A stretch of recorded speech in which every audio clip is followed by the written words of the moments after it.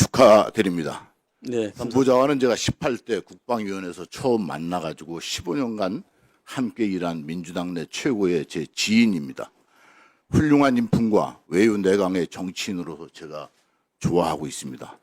이러한 사적인 인연이 있음에도 불구하고 대한민국의 안보를 책임지는 국방부 장관 후보자로서 검증에는 추상같이 할 수밖에 없음을 밝혀드립니다. 지금 말씀하신 후보자님의 방위병 복무, 단기 병사로서의 근무에 대한 의혹이 많다는 것은 본인이 잘 알고 계시죠? 네, 슬라이드를 한번 보여주십시오. 제가 병적 기록 카드가 없기 때문에 대학교의 학족부를 봤습니다.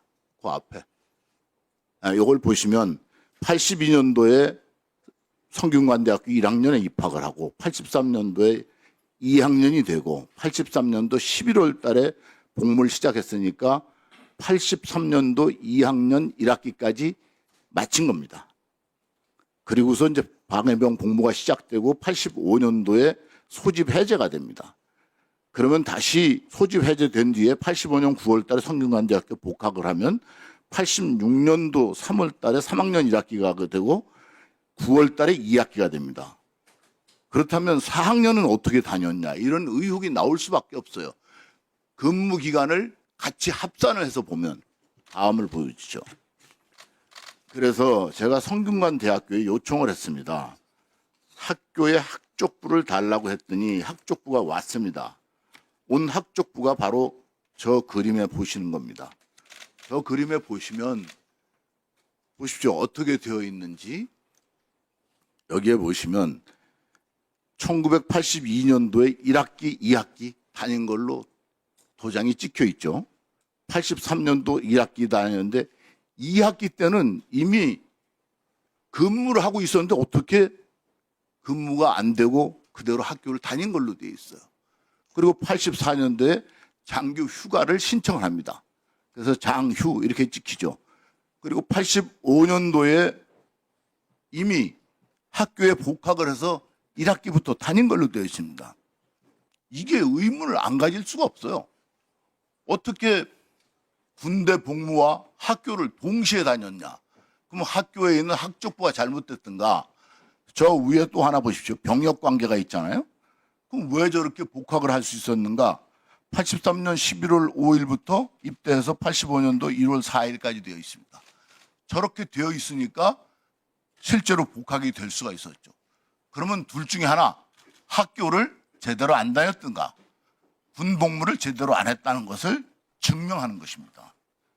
이것을 어떻게 무엇이라고 얘기할지 모르겠습니다만 이 자체가 지금 문제가 있다는 것입니다. 다음. 또 다른 의원님들이 질문하실 거기 때문에. 자, 다음. 군 경력이 없는 국방부 장관, 여기에 대한 국민들의 설문조사한 내용입니다. 저기에 53.3%가 찬성하지 않습니다. 저거는 굉장히 중요한 것입니다. 실제로 이러한 상황을 어떻게 타개할 것이냐 하는 게 이제 장관 후보자가 헤쳐나갈 길입니다. 알고 계시죠? 네, 답변 드릴까요? 아니, 다음 보세요. 이건 뭐 지금 답변 안 하셔도 됩니다. 제가 다음. 국방부 장관으로서 국방에 관한 군정 군령, 그 밖에 군사에 관한 사무를 관장한다. 대통령령을 받아서 군사에 관한 사안을 관장하고 합동참모의장, 군총장을 주의 감독한다. 이건 뭐 너무나 잘 알고 계시죠. 다음.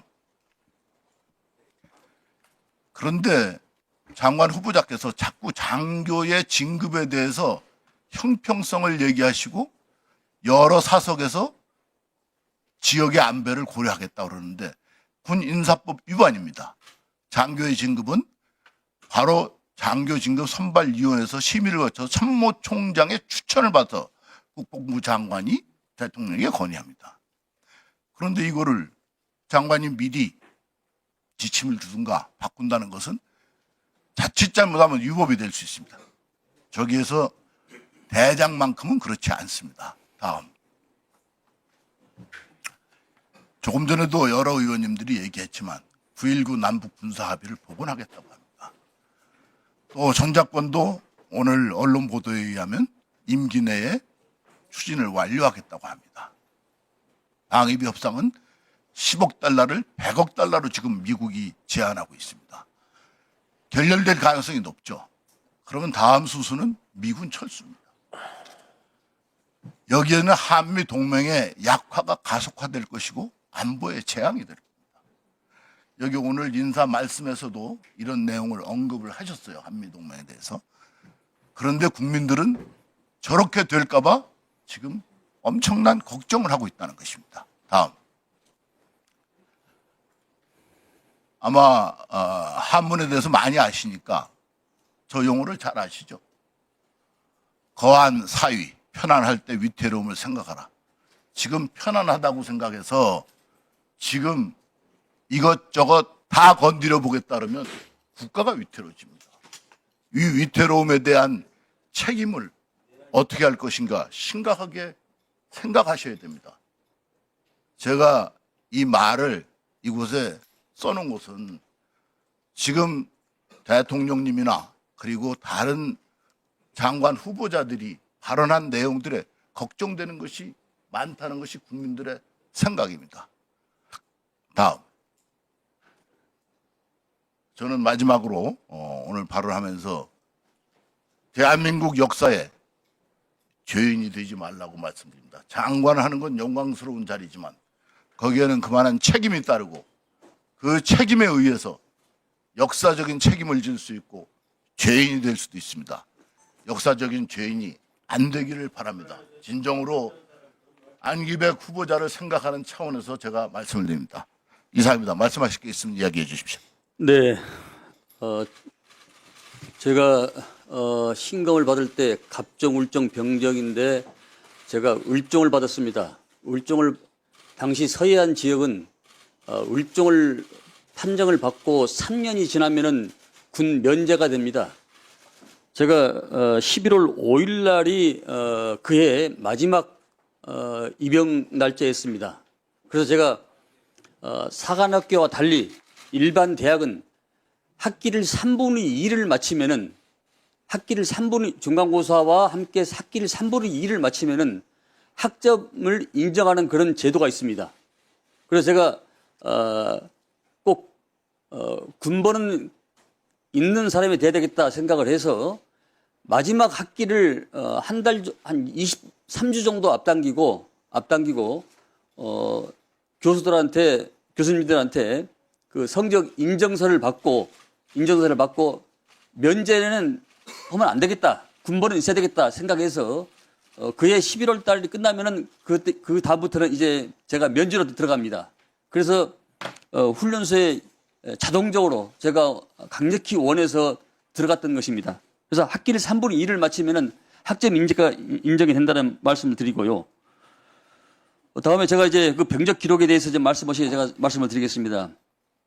결론부터 말씀을 드리면은 저는 한 점 부끄럼 없이 세상을 살았습니다. 현재 관리되고 있는 이 병적 기록상에는 실제와 다르게 되어 있습니다. 사실 어찌 보면은 병무행정의 피해자라 볼 수 있습니다. 군정과 군정을 관장하는 국방장 후보자로서 섣불리 공개할 수가 없는 내용입니다. 사실관계는 이렇습니다. 제가 83년 11월 5일 날 단기 사병으로 소집을 받고 그리고 14개월이 끝난 85년 1월 4일 날 소집 해제가 돼서 2월 3월 달에 방학 동안이 있었습니다. 그래서 85년도에 이제 3학년에 1학기에 복학을 합니다. 근데 그 이후에 6개월간 지금 22개월이라는 것은 학교를 다니고 있는데 그게 산입된 겁니다. 복무기간이. 착오가 있었던, 행정적 착오가 있었던 것이죠. 그래서 저는 유혈경부터 그 이후에 그 유혈경의 부대로부터 며칠 동안 근무를 더 해야 된다 이런 연락을 받아서 제가 그해 부대 명령에 따라서 8월 달 방학 때 남은 자녀 임기를 복무를 하게 된 겁니다. 그 당시에는 매일매일 단기 사병은 도장을 찍는 것입니다. 그래서 부족하면 그 부족한만큼 일수를 채우는 것입니다. 구체적인 경위는 이렇게 말씀드릴 수 있습니다. 제가 방위병으로 복무하고 2, 3개월 일이 지났습니다. 그런데 저희 면대 중대장과 군부대 하사가 저희 면대에서 예비군 교육을 받는데 그 현역병들한테 한 10여 명이 되는데 좀 점심을 제공해 줄 수 없냐? 그래서 무슨 점심이냐? 그랬더니 점심을 좀 제공을 해주면은 좀 여러 가지 그 어려움을 좀 해소할 수 있겠다. 이렇게 해서 제가 저희 어머니한테 제가 부탁을 말씀을 드렸습니다. 사실 그 당시 제가 만 22세였는데 그 어머님께서도 이와 함께 그 동네 아주머니들과 함께 제가 정확히 기억은 안 나는데 2, 3주간에 걸쳐서 군인들한테 점심을 제공했던 것입니다. 그러나 이를 두고서 당시에 면대 중대장과 지역 파출소장과의 어떤 알력 관계가 있어가지고 방위병을 시켜서 음식을 제공했다. 이런 이야기가 아마 상부에 그 투서가 되는 것 같습니다. 제가 정확히 기억은 안 나는데 그해 제가 근무하고 2, 3개월 지나서 어딘가 잘 모르겠어요. 김훈가 현병이 잘 모르겠는데 저를 불러서 왜 점심을 제공했냐 이것을 서너 차례 제가 불러가서 그에 대해서 조사를 받은 바 있습니다. 근데 그게 이제 근무 기록에 지금 안 들어간 겁니다. 별도의 사무실에 제가 그 현역들한테 약 3주간에 걸쳐서 우리 어머니께서 점심 제공에 대해서 제가 조사를 받은 것이죠. 알고 보니까 이 자체가 복무기간에 포함이 안 돼서 제가 방학 때 학기를 그해 6월 달에 며칠 더 근무해야 된다 이야기를 받고 방학 때 제가 복무를 하게 며칠 더 군부대에서 복무를 하고 도장을 찍고 나온 것입니다. 오히려 저희 모친께서 이런 일로 상당히 좀 그 가슴 많이 아파하고 했습니다만은 제가 하고 싶어서 한 게 아니고 제가 사실상 집에 여유가 있어서 군인들한테 점심을 제공해라 이런 부탁을 받고 거절하기가 상당히 어려웠던 그런 상황이었습니다. 저는 사실 그 당시에 1학년, 2학년을 마치면은 90일의 결혼 혜택을 받고 단기 사병은 45일의 혜택을 받습니다. 저는 결혼 혜택도 안 받고 그 당시에 방위병 생날들이 상당히 열악한 동료들이 많았습니다. 제가 다른 사람보다 한 2, 3년 늦게 가서 동생 또래들하고 같이 봤는데 제가 야간에 라면도 사다 주고 또 영어와 한문도 가르쳐 주고 이게 재밌어 가지고 제가 혜택 이수를 안 받고 만기를 제가 채웠던 것입니다. 국방부 장관으로서 사실과 다르게 병적 기록이 되어 있는 것을 군정과 군정을 관장하는 국방부 장관으로서 공개한다는 것은 제 사실 이게 마음에 내키지 않는 것도 사실이었습니다. 왜냐하면은 그 기간 동안에 학교를 다녔는데 제대증을 가지고 복학을 하지 않겠습니까? 지금 기록에도 나와 있다시피 저는 그게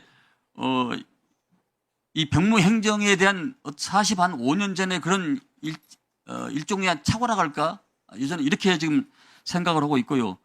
야당 의원님께서 의혹을 품고 있는 것에 대해서는 저는 뭐 당연하다고 생각하는데 제가 이 자리에서 저희 여러 가지 그간의 과정에 대해서 설명을 하고 제가 국방위원회에서의 5선 동안 내내 한 거에 대해서 여러 가지 좀 통찰을 해 주시기를 좀 부탁의 말씀을 드립니다. 그리고 한기호 의원님께서 군 경력이 없다라고 말씀하신 것에 대해서는 저는 이렇게 이야기하고 있습니다. 고려시대 강감찬 장군과 권율 권문 장군, 조선시대 초기에 김종서, 율곡 이 선생, 신만양면설 이분들은 무관이 아니고 문관입니다. 저도 18대 전반기에 국방위 간사, 18대 후반기 국방위 간사, 19대 전반기 국방위 간사, 20대 국방위원장, 폭넓게 국방에 대해서 한기호 의원처럼 삼성 장군은 아니지만은 폭넓게 국방에 대해서 이해하고 여러 가지 구성원들과 함께 시너지 효과를 낼 수 있다 이런 말씀을 대신 드립니다. 이상입니다. 네, 후보자님한테는 제가 상세하게 말씀을 좀 드릴 수 있도록 시간 배려를 많이 했습니다. 근데 후보자님, 이 병적 기록은 지금 설명하신 게 다 아시지요? 제가 저는 이 병적 기록에 대해서 세 번째 출마할 때 저는 처음 봤습니다.